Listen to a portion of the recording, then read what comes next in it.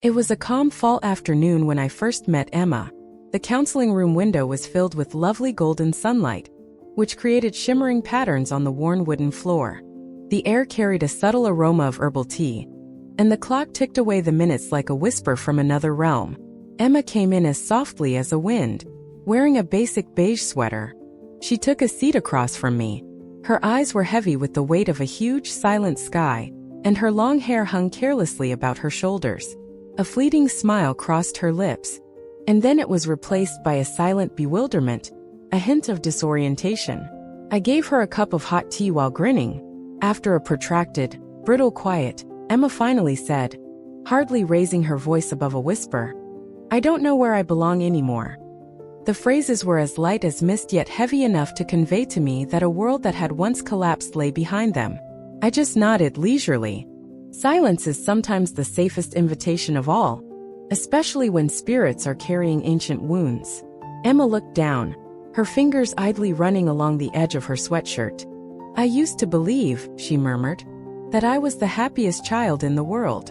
Her memory's doors began to creep open after that. Emma talked of growing up in a quiet suburb, in a little white house nestled beneath the broad arms of an old oak tree.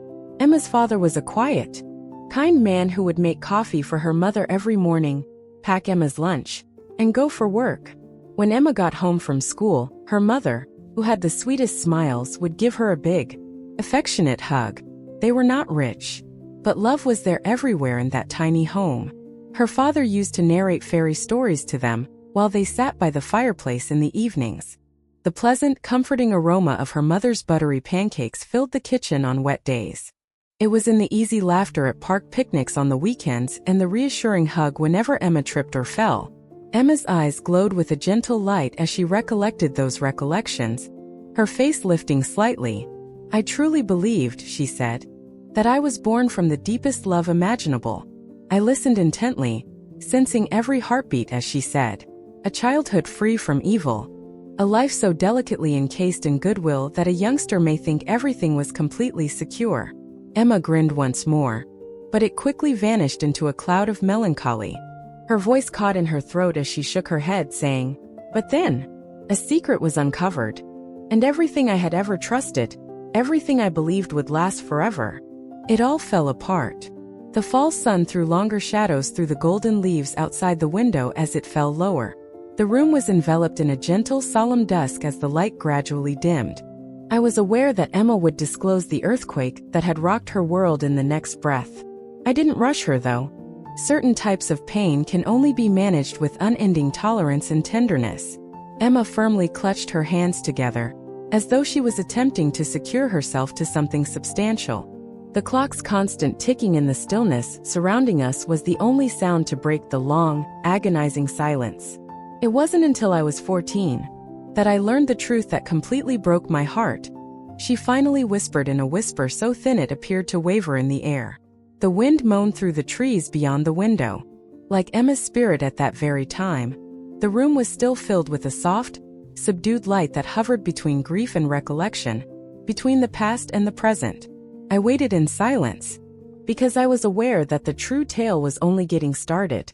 As Emma went on, the room was still filled with the gentle light of the waning sun, as though she were meticulously collecting the fragments of her own memories.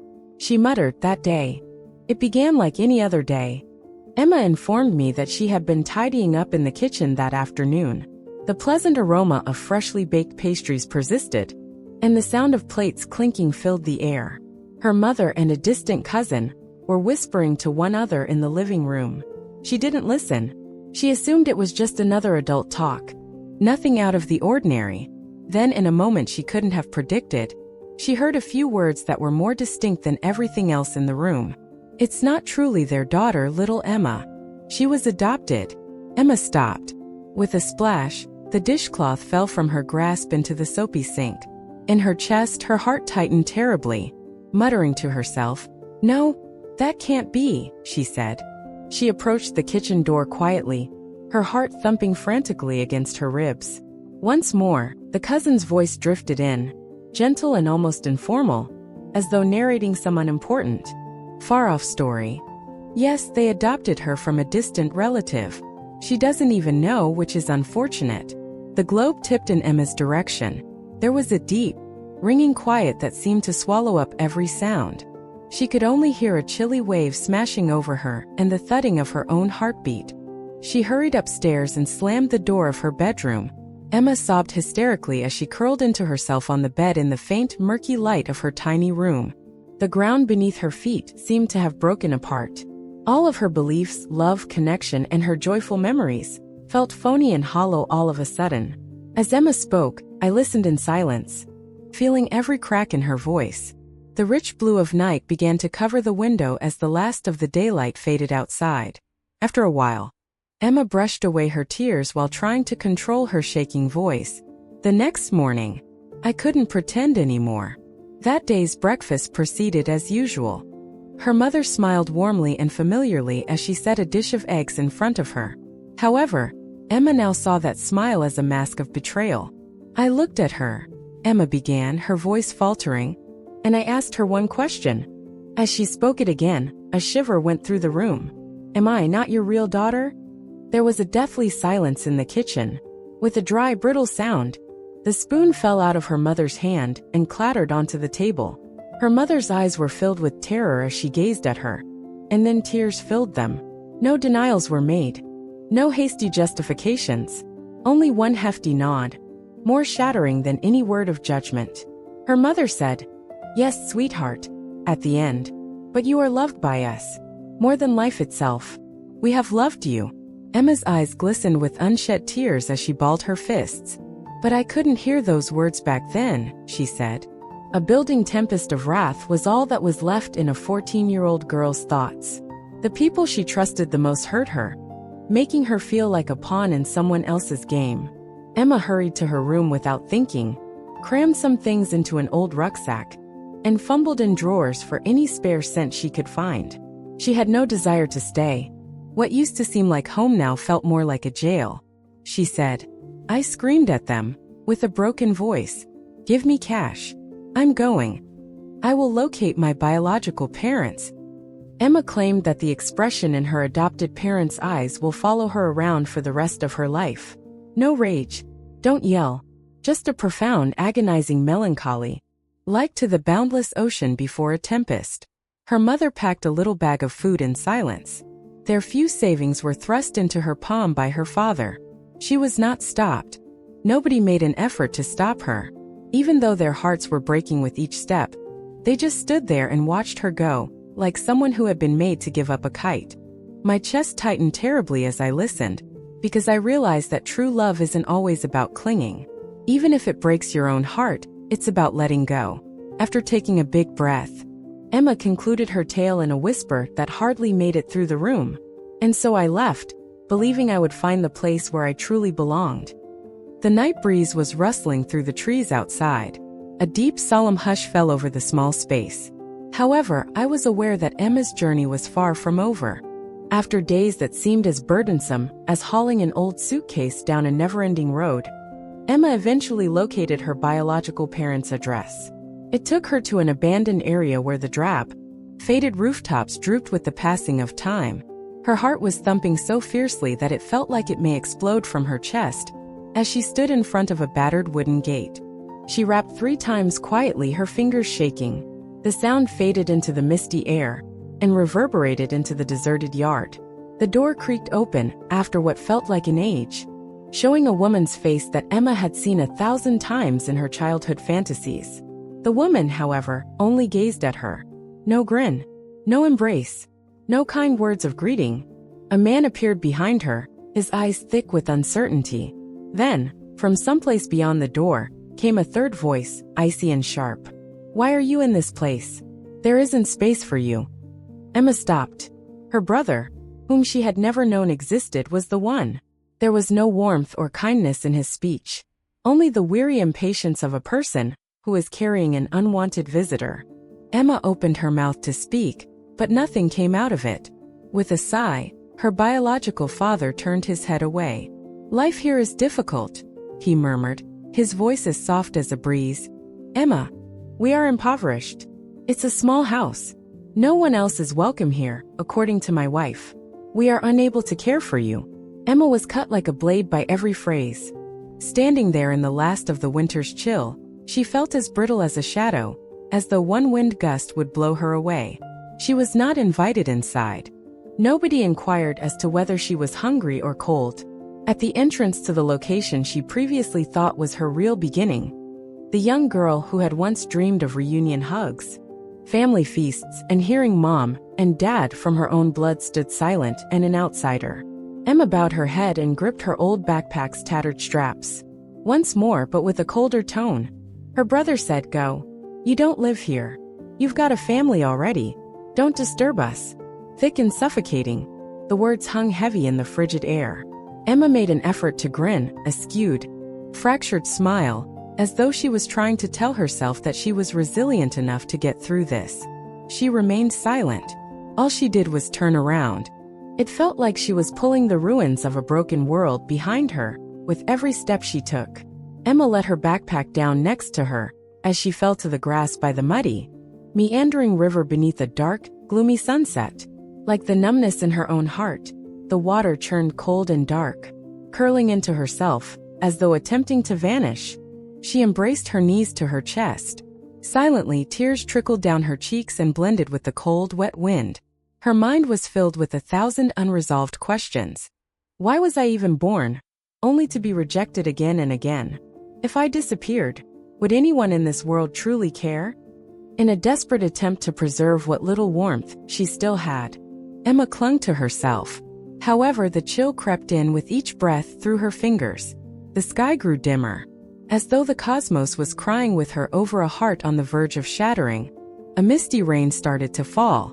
The pungent smell of wet dirt was carried across the river by a sudden blast of wind. Emma raised her head and gazed into the black churning sea. And at that very moment, a horrifying thought slipped into her head from somewhere deep inside. Perhaps, just possibly, all the suffering would vanish if she let go. Another step. When Emma got to this point in her story, the counseling session became quiet. I felt my heart twist terribly as I gripped my hands tightly beneath the table. One golden leaf drifted down outside the window and landed soundlessly on the wet steps. I remained silent. I was aware that Emma didn't need words the most right now. It was only the opportunity to exhale what she had long suppressed. Her tiny shoulders shook as she sat there, but I had a glimpse of something strong and delicate in her eyes. The light of someone who had not let go after facing the abyss. Every flimsy layer of Emma's clothing was penetrated by the winter night's chill, which seeped into her heart's unadulterated loneliness. The wind whipped through her knotted hair as she sat crouched by the riverside, removing the tears she hadn't yet dabbed at her cheeks. The river flowed softly in front of her, deep and dark, like an invitation without words. Emma gazed out to sea. Only one step. Just one release. A conclusion that no one would observe or recall. She squeezed her eyes shut, allowing the icy wind to whip her face and misery to envelop each breath. However, during that precarious moment of surrender, a whisper that appeared to come from the very core of her being stirred inside of her. "Emma, do you really want it to end here?" Nobody had spoken anything out loud. It was the murmur of her own heart. She had fleeting visions of her adoptive mother's warm hands, comfortable family meals, and laughter resonating throughout a brightly lit home. Emma felt a chill go through her body. She retrieved a tattered, ancient phone from the bottom of her rucksack with what little power she still had. She unlocked the screen with violently shaking fingers. The signal fluctuated faintly in just one bar. Like the last threads holding her to life, Emma's tear-blurred eyes clung to the numbers as they appeared when she phoned a familiar number. She conveyed a message in the liminal region between life and death.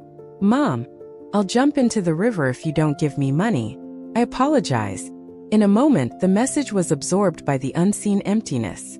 As though clutching to the last vestige of hope, Emma pressed the phone to her chest. It was 10 minutes. No response. 20 minutes. The rain started to come down more heavily, and the sky grew even darker.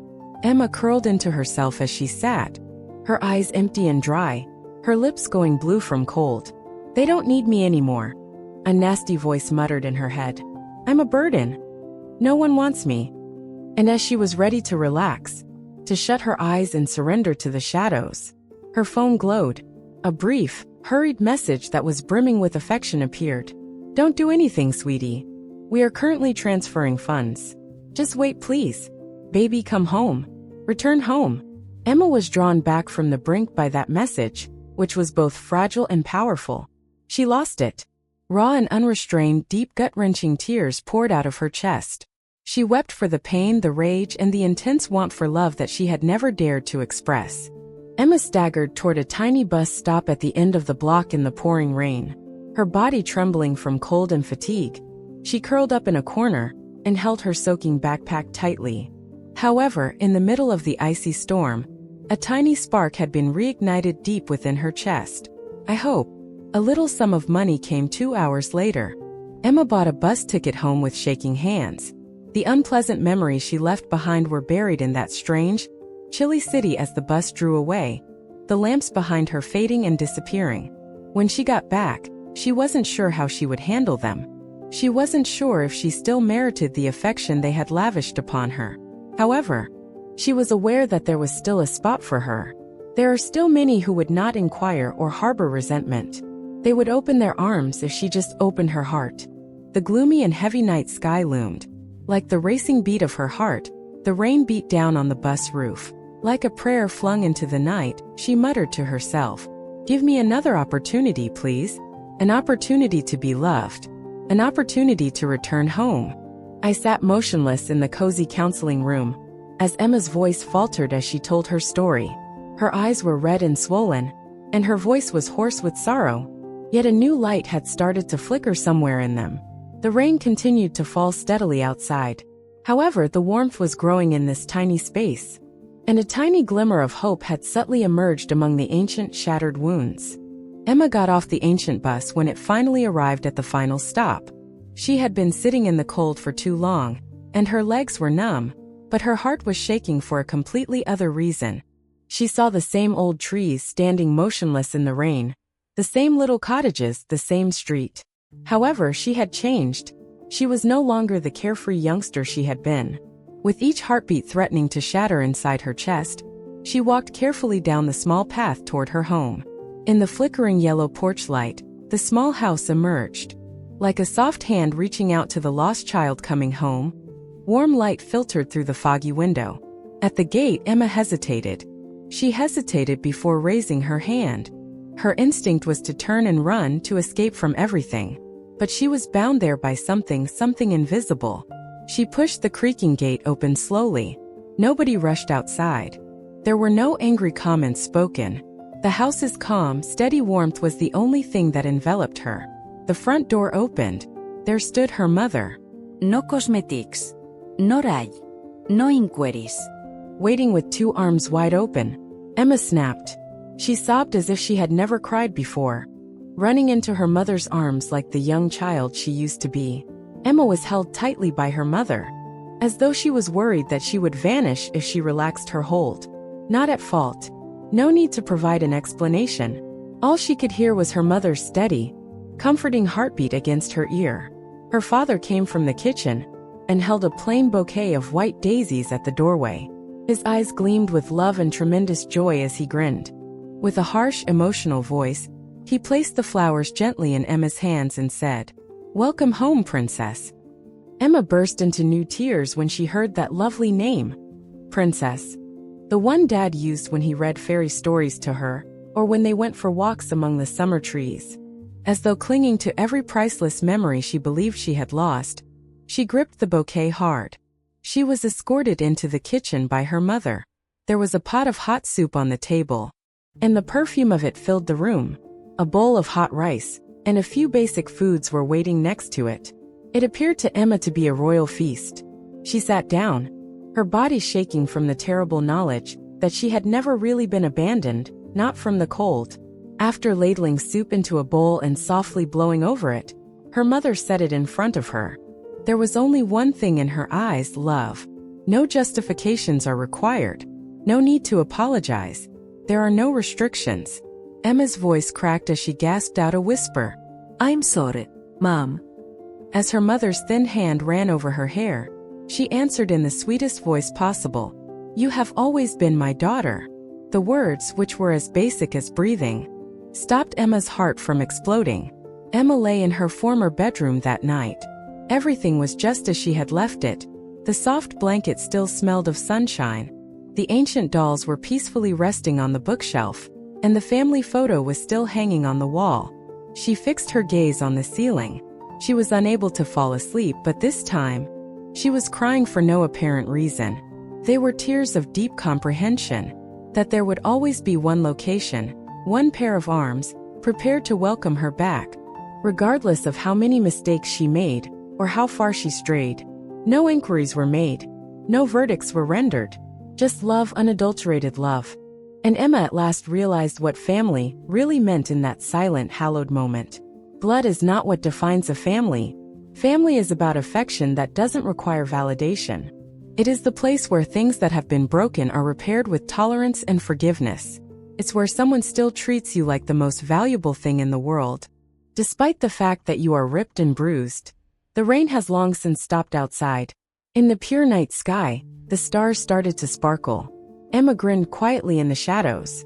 Her heart felt at rest for the first time in a very long time. And she was aware. She had returned home. Home at last, really. It was a sunny June afternoon with a cloudless sky that was an unending blue. My phone buzzed softly as I was moving books around on the shelves in the counseling room. The screen glowed with a new message. Emma is the sender. A soft warmth began to develop in my heart as I grinned. I opened the message slowly. The words were straightforward but brimmed with vitality. Hello, this is me. I'm all right now. I wanted to let you know that I've actually discovered serenity. Emma paid us a visit that same weekend. A world away from the sad, weeping girl she used to be. She entered the room with a brilliant grin, her eyes gleaming brightly, and her figure elegant in a light flowery dress. I filled a cup of hot tea for her.